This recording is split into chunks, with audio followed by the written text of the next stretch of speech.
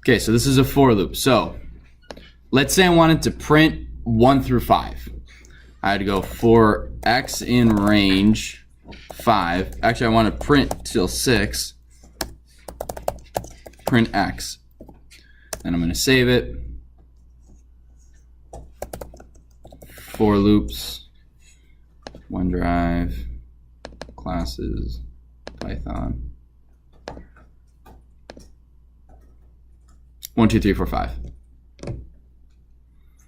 Now a handy little thing, if you want, let's say you don't want it to print this way, you want it to print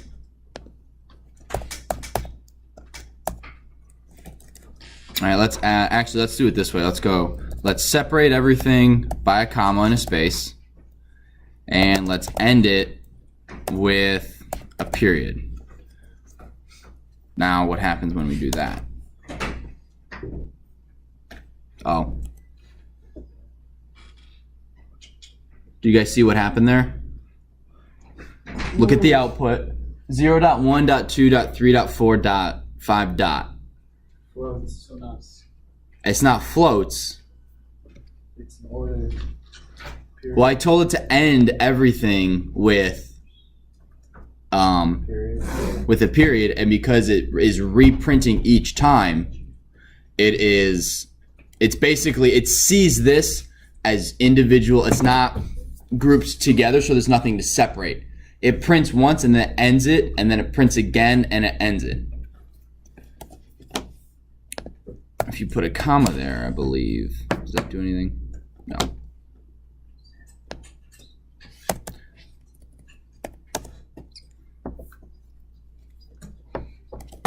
Where is, okay, oh, no, you gotta, okay, so if you put a comma in there and don't have anything else, I don't think you get an error.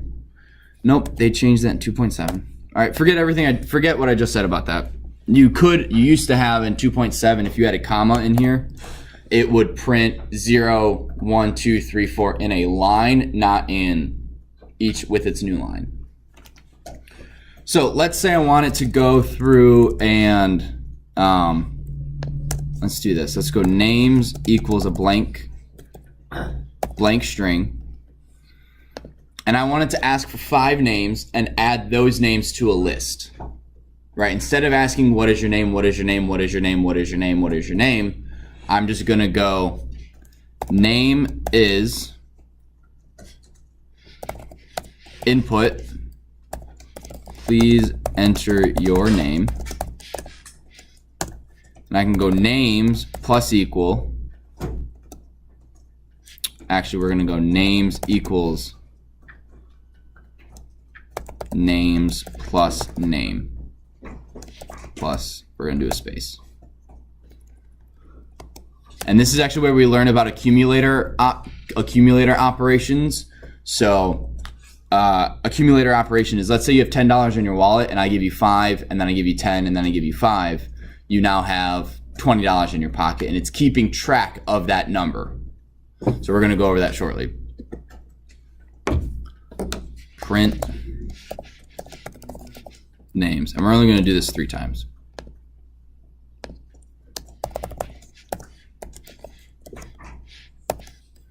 What this is doing, this print x plus 1, I'm doing that so I know what iteration I'm on. I'm on the first, second, or third. So let's print this. I'll go back to that in just a second, gentlemen. How do you do that again? That just the files in the shell. So run the program. What do you press again? There's F5. Make sure your function key light is turned on, and then it should run it and open it in the shell. Okay. Yeah. All right. So you guys notice, you guys understand what this is, right? I have to create names before I add stuff to it. Does that make sense? Without this,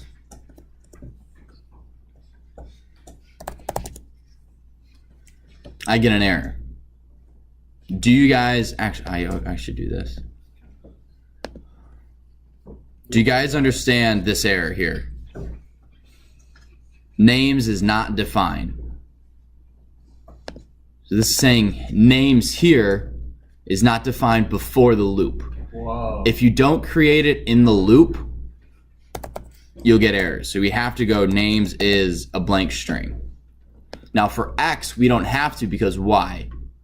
Define X Wait. and Well, I think I did something wrong because when I see much. Paul, what were you saying as to why we don't have to create X before the loop? because we define X in the 4X in range. This is us assigning X a value. Yeah, that's it. So is this my first program? First program was like the very first day second day when you printed anything, technically. Hello world. Yeah, this is just where you're starting to do, you don't have to write code to do, it's similar to functions where you don't have to keep writing code and code and code. You can have the code repeat itself for you. So you guys understand this right here, creating that, and we understand what this is doing. Right? We're saying for X in range of 3, we want to loop through this 3 times. Right? Are there any questions on the highlighted right here yet? Connor? If you wanted to loop it an infinite number of times, how would you do that? You'd use a while loop, and that will cause a never-ending loop, or it will crash your computer or crash your program. But right now, because this is a count-based loop, there's always. Well, let's. How do you write that out? How do you write what out? The infinite loop. You just have a while loop. We'll go over that next week. Break his computer. But you could do this, right? So that is 1,000, 10, 100. No, it's a million, 10 million, 100 million, billion, 10 billion, 100 billion, trillion, 10 trillion, 100 trillion. What's after a trillion? Is it quintillion? We're going to go quintillion. So this is going to go 100 quintillion times. That's gonna crash it. It won't crash it. It just won't stop. Oh, I'm gonna try that. Yep. So this will go until it hits 10 quintillion or whatever it was. We'll run the whole class. No, It'd run for years. Run it in the background. Well, we're already up to 1,000. Right, we have to do that like a trillion times. Wait, so Wait, this actually will take years. how long would this take? Wait, really? No, but when your computer crash, I want my life goal to just like sit there and watch it, and then that's like my claim to fame. Just like you sat there and watched it. No, there's a guy who counted to like 1 million and it took him days. Like a million per, like a number a second was like 1, 2, 3. It took him days Oh yeah, there's a video on that. Why would he do that? because he could, and he can probably made money off of it on YouTube. But so it's doing this for me, and I'm not doing anything because it's a loop and it's executing the code that's in here. Wait, so Now- like, so when you say names equal, like, why do you need those little ones? Because that is how it's like X is 0 because I don't want to give X a value before doing any math, because if there are 0 people in the class and then 10 people join, I want X to be equal to 10. This is the number equivalent, this is the string equivalent of having it equal to 0. It's just a blank empty string. There's nothing in it, it's just empty. Paul, well, did I answer your question? Storm? Okay, Paul? Do you end the for loop when you do print names? Is that what ends it, or you can? It ends when it's done, when it goes through the code the number of times. But like, does print names like is that like the endpoint of what it checks? Yeah, well, that's the end. So right here, this line here is the end of the for loop.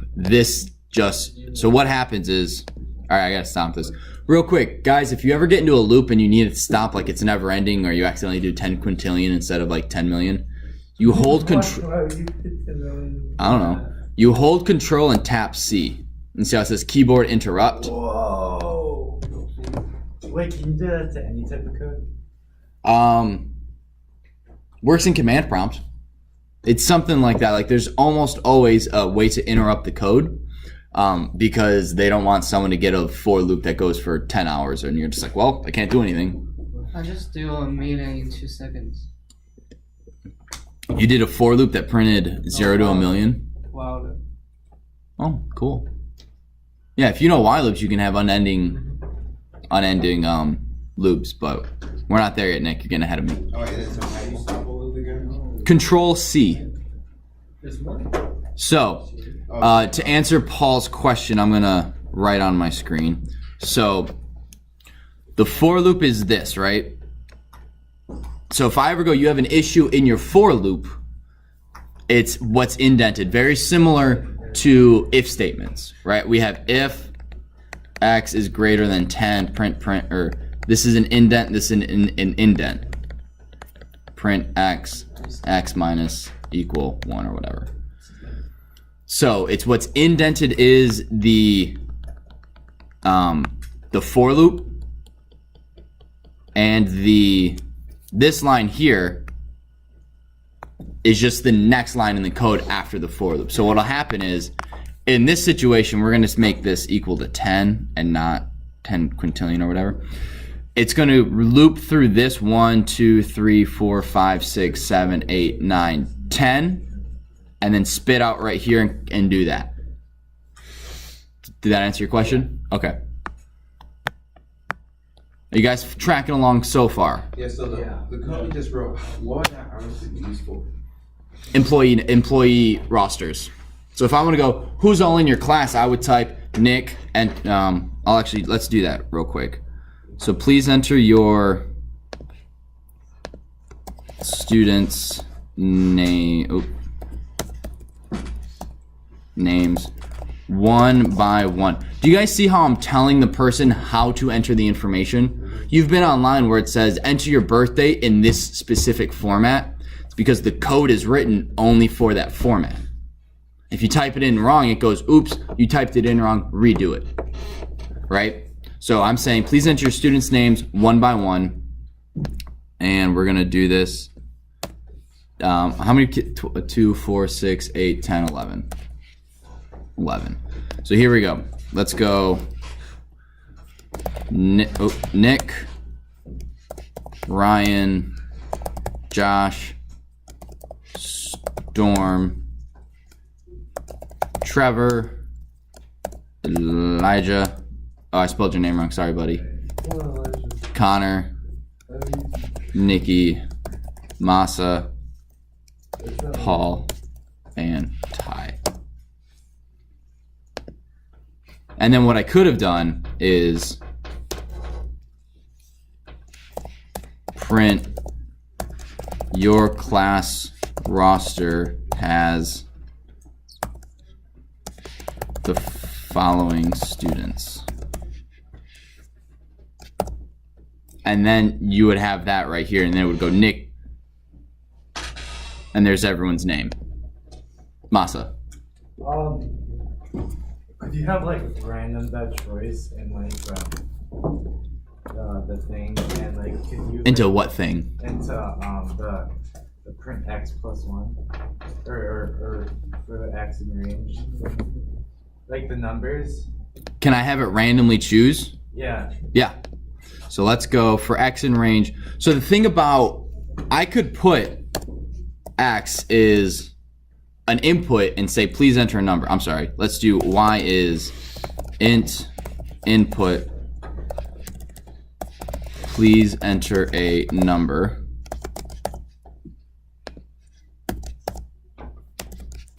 Is that a bird? So peaceful. All right, so please enter a number. Let's go home. So peaceful inside. It is. It's just like, But Masa, please be paying attention up here. We don't need your running commentary of what's going on outside. As good as it is, it's just a little distracting to me because I get distracted easily, as you guys have very easily figured out by now. So I could have, please enter a number, and we're gonna go Y. Print names. Please enter number 3. Zach, James, Steve. However many times it went through. So what you could do is, how many students are in your class? Well, I have 12. Mr. Stolzer said a bad word. No, I didn't. Mr. Stolzer spelled a bad word. No, I didn't. I spelled class. Poo pee pee man. Trevor, this is being recording, so. Exactly. There's proof.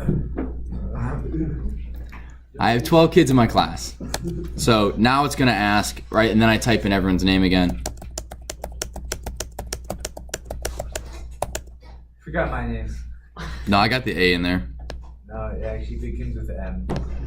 Right, there's the upside down M right there. You're good. Oh, sorry. Yes, Nikki. So is there a way to display every line of code without having to manually go to it? Like go to line 10?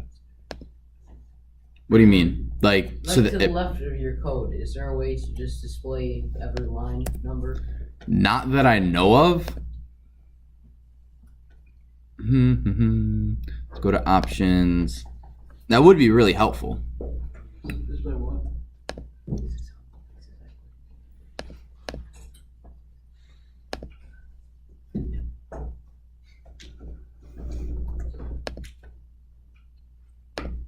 I don't think so. So what you have to do if you want to go to a specific line in code, hit Alt G. This will come up and I want to go to line 4. And then my little cursor's over here at the beginning of line 4. That's the only thing I know. But to answer Masa's question, you can, I'm going to get rid of this. Well, can I put random dot rand int from 0 to 10 right now? Or what do I have to do? Import random. Import random. Is this line of code acceptable? Yes. Okay.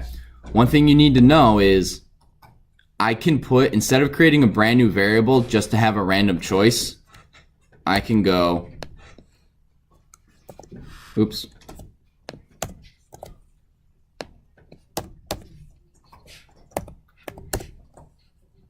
And it'll work. A, B, C, D. Oops. So it chose 3 out of this. So you can, if you can make a variable, make it a variable, you can skip a step by creating the variable for random and just put random in the range. I wouldn't necessarily recommend doing that, but you can. Everyone tracking with me so far? Yeah. Anyone got any questions? Not yet. Not yet. You guys sure? Tyrone, you good? Josh, you're a little confused. What are you confused on? I don't know. It was like for the wall, everything. What about the for loop? Like for X in range. Yep. What about that? Just like, I don't know, just a little confusing. It is. It is a little bit, but that's what practice is for. And all that is for X in range 5, I want it to run 5 times, right? Now you can use for loops for something else when you're running through a data set. So we're going to get to lists, which is a list of information. Remember how I told you in choice, random.choice, you need brackets as well? That's because you're creating a list, right? So when we get into lists, that's going to make a lot more sense, but random.choice is very, very helpful prior to learning lists. So you can have a list and then go through that list of names or go through that list of information and have it do this sort of stuff. You can have it repeat lines of code. Let's say I have a list of names, right? I've already created my list. I've already gone through a for loop and made a list of names that has everyone in this classroom's name in it. And then I can go, for each name in that list, give me their birthday or whatever. And then I can attribute your birthday to your name. Does that make sense? Like, it's not only to go through a certain number of times. A for loop, you can go through a data set of some kind. Technically, that's what range 5 is. It's a data set that's of 0, 1, 2, 3, 4. I know this is getting a little out there, and I'm sorry, but this is just I'm just letting you know why it works as it does and why I can use a list or I can use this range, because range is technically a data set, and you can go through data sets using the for loop. Did that answer your question, or did that make you more confused? I apologize, but as soon as once you like lists and data sets are, list is a data set, and a for loop can go through a data set, you'll understand why a for loop can go through what you can use it for. And every time we learn something you can use a for loop in, I stop and make sure you guys know that. So right now, all you have to know is a for loop executes code a certain number of times. So one thing I want to get to real quick for sure. So we've gone through for loop. These are accumulator options, accumulator operations. So let's say I give you a wallet that has zero money in it, and then I give you a $10. I give you a $10 bill, a $10 bill, a $10 bill, a $20 bill, and a $5 bill. How much money is in the wallet? 10 plus 10 plus 10 plus 20 plus 25. How many times? 3 10s, a 20, and a 5. Oh. 55. 25 plus 30. I feel like it changed different times you said it. I said it was 10 plus 10 plus 10 plus 20 plus 5. I think it was 25. Oh no, he said 30 plus what? And then I just said 25 because it's 20 plus 5. Wait, so it's 3 times a 25, right? Yeah. So that's 55. Yeah. So my wallet now equals how much money? Right? Because I'm adding and keeping track of what's already been in there. And that's what these accumulator options do. If I give you a wallet with $100 and I take away a 10, I take away a 10, and I take away a 10, how much money is left in the wallet? How many times did you take away? 3. I gave you a wallet full of $100, Oh, 100. and I take away a 10, a 10, and a 10. How much money do you have? 70. Exactly. That's what an accumulator operation does. It accumulates or decumulates. I don't know if that's a word. But it keeps track of what's there. So let's looking at the board. If I have X to start with, X equals 6, and I do X equals X plus 4, what does that equal? Yeah, exactly. It equals 10. And what I'm doing here is I'm rewriting the value of X using X. Remember how I said if you can rewrite what variables mean, you just have to do X is the new thing and it overwrites what it was before. That's all this is doing, but it's using X to rewrite itself. Does that make sense? Right, the wallet equals what the wallet was plus or minus what was added or taken away from it. So if a wallet equals 50 and I take away 10, that wallet now equals what the wallet was before and minus 10, so it equals 40. Does that make sense? Elijah, you following? Nikki? Okay. So what about this one? What would X equal after this line of code? If it starts with 6. Each one of these 6 restarts, or X resets to equal 6. So then X is 3. What about here? 60. Oop. What about here? 3. And what is this?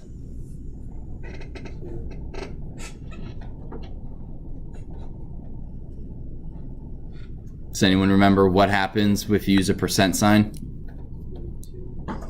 It'd actually be 1. Because it's X divided. Oh gosh, you're right. I was going off of this. I am so sorry, Ryan. You're totally right. So that would be 6 divided by 4 is what? Oops. Using remainders, not decimals. It's equals 1 with a remainder of 2, and this 2 That's how we get 2. Does that make sense, guys? Do you guys feel comfortable with accumulator operations or what? Yeah, kind of. Are they in the homework yet, dude? I think so. Alright, good. Because if we have to, of course, you. Yeah. Well, there's also an in-class activity. I'm going to show you guys the shortcuts. So you don't have to do x equals x plus 4. I'm going to show you the shortcut. And then you guys will have in-class assignment to work on to the end of the hour. And so will it keep it as that part of the code for the rest of the code or just for that section? What do you mean? Like, so if in here,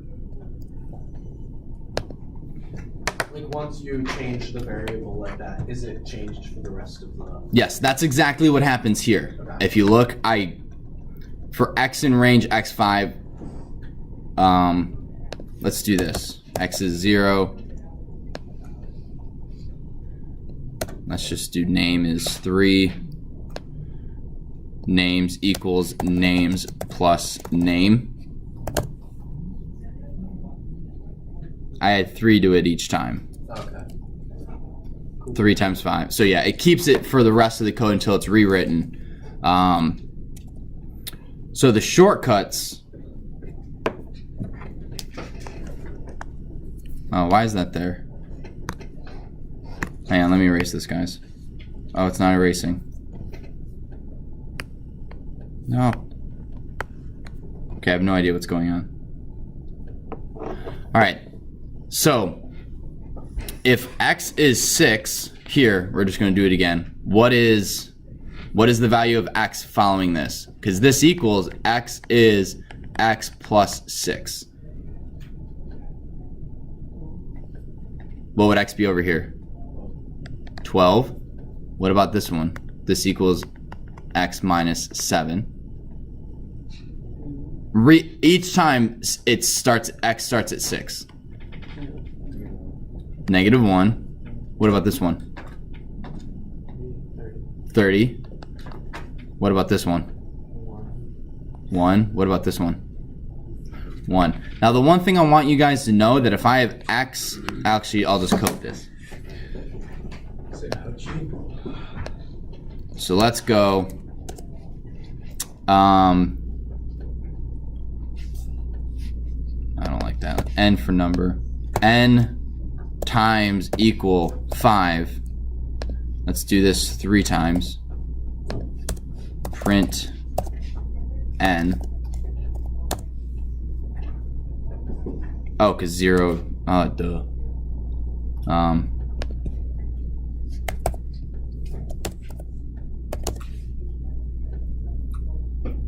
Why is that not working? What did I do? Because n equals 0. Oh, thank you. So I have 5, 25, 125. Each time it's timesing it by 5. So 5 times 5 is 25, and now n is equal to 25 on the second iteration. So then it goes 25 times 5. You get 125. If you did it again, you'd have 625. Does that make sense? It keeps adding whatever it is. All right. So, little in-class activity for you guys to get used to it. Oh my, are you serious? What? It just switched over. Sad. What switched over? What? All right, hang on. What? It's on all of my PowerPoints. Hang on, let me reopen it. Oh, the little drawing stuff. Yeah. You prank Stolter, I didn't. It's on all of them. I hacked them. Who will be laughing when you have a 0 in this class? Ow, that hurts. Burn. You know, if All right. you could probably just. So your in-class activity, guys, what I want you to do, and I'll put this on the board. Ooh. Masa, seriously. Recording?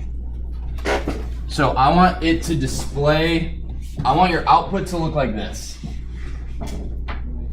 Goes to 1 through 10, so it's gonna go 1, 2, 4, 5, 6, 7, 8, 9, 10.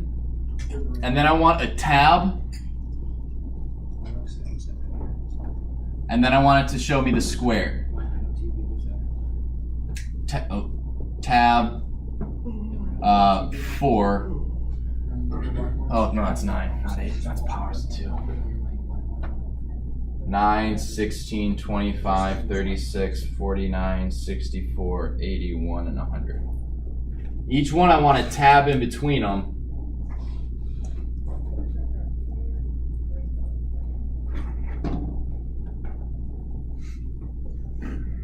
If you want to be fancy, put number and then another tab and then number squared. That dotted line is optional. So you guys have 5-ish minutes, I think. We're at 18 or 17? 18. 18. So you guys have 4 minutes. Work on that. And see you guys later.